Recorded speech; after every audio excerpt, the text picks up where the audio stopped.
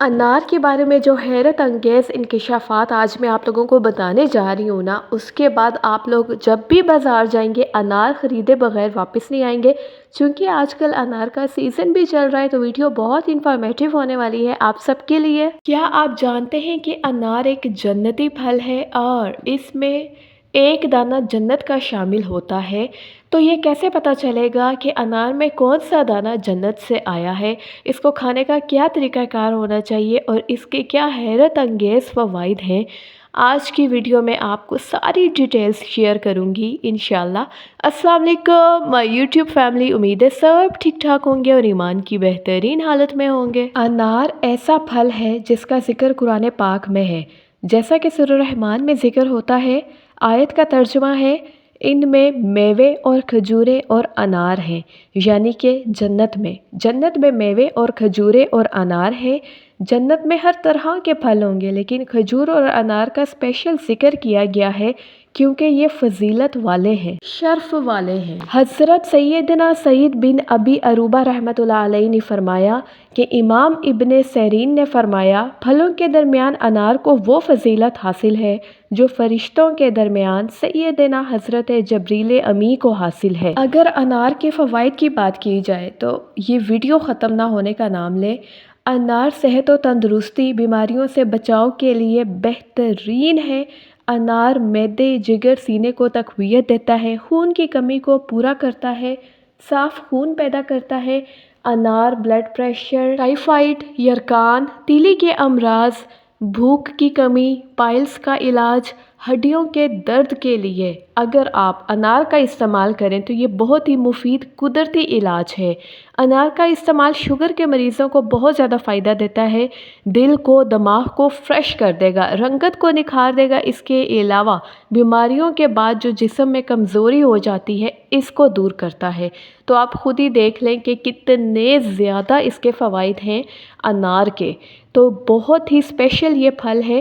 اب اس میں یہ کس طرح سے پتہ چلے کہ بھئی کون سا دانہ جنتی ہے اور اس کو کھانے کا کیا طریقہ کار ہوتا تھا صحابہ کا، تو وہ میں آپ لوگوں سے شیئر کرتی ہوں۔ روایت ہے کہ حضرت عبداللہ رحمۃ اللہ علیہ انار کا ایک ایک دانہ تناول فرماتے تھے۔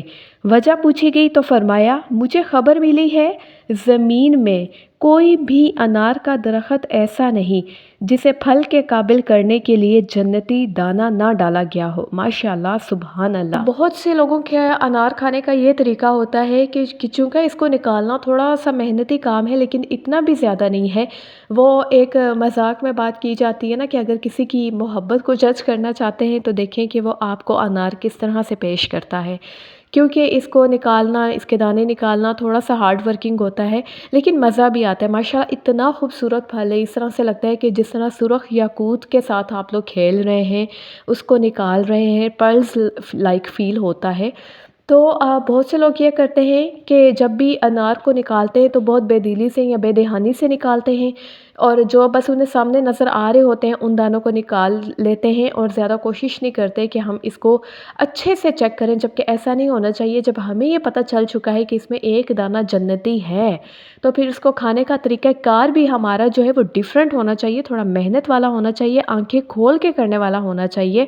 حدیث شریف میں آتا ہے کہ انار میں ایک دانہ ایسا ہوتا ہے جو جنت سے آتا ہے۔ حضرت حسن بصری رحمۃ اللہ علیہ جب انار کھاتے تھے تو کوئی دانہ گرنے نہیں دیتے تھے اور ایک ایک پرت کھول کے انار نکالتے تھے، اور جب ان سے پوچھا گیا کہ آپ اتنی زیادہ لگن اور محنت کے ساتھ انار کیوں تناول فرماتے ہیں تو کہتے تھے شاید یہ دانہ جنتی ہو جو میرے ہاتھ سے نکل جائے۔ تو آپ اس بات کو غور نظر کریں کہ جب بھی آپ نے انار استعمال کرنا ہے تو آپ نے اچھے سے ہر ایک پرت کو کھول کے انار کا ہر ایک دانہ نکالنا ہے، چونکہ یہ تو پتہ نہیں چل سکتا کہ ایگزیکٹلی کون سا انار جو ہے وہ جنت سے آیا ہے، لیکن اس کا طریقہ کار یہی ہے کہ آپ انار کا ایک بھی دانہ ضائع نہ جانے دیں۔ تو یقینی سی بات ہے کہ اس میں جتنے بھی دانے ان میں سے ایک تو لازمی جنت سے آیا ہے، تو جب آپ ایک بھی ضائع کیے بغیر سب کھا لیں گے تو اس بات کی شیورٹی ہونی چاہیے کہ ایک جنتی دانہ بھی آپ نے کھا لیا ہے، تو اس کو بالکل بھی آپ نے ضائع نہیں ہونے دینا۔ اور اس میں ایک اور چیز میں آپ کو بتا دیتی ہوں کہ بہترین انار کون سا ہے، یہ کس طرح سے پتہ چلے گا۔ تو بہترین انار وہ ہے جس میں ہلکی سی کھٹاس ہو۔ عموماً لوگ کیا کرتے ہیں کہ بہت زیادہ میٹھا انار لینے کی کوشش کرتے ہیں، یا کہتے ہیں کہ ایسا ہو جو بالکل بھی ترش نہ ہو، یہ ہمارے گلے خراب ہو جائیں گے۔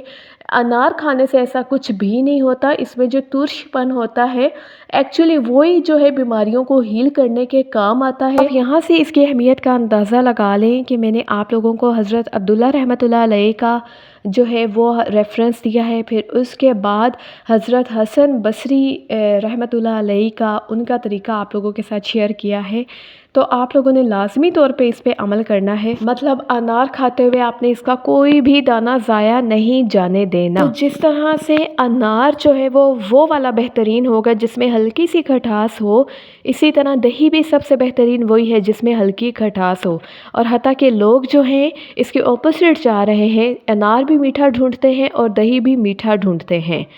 آئی ایم شیور آج کی ویڈیو آپ لوگوں کے لیے بہت زیادہ انفارمیٹیو ہوگی۔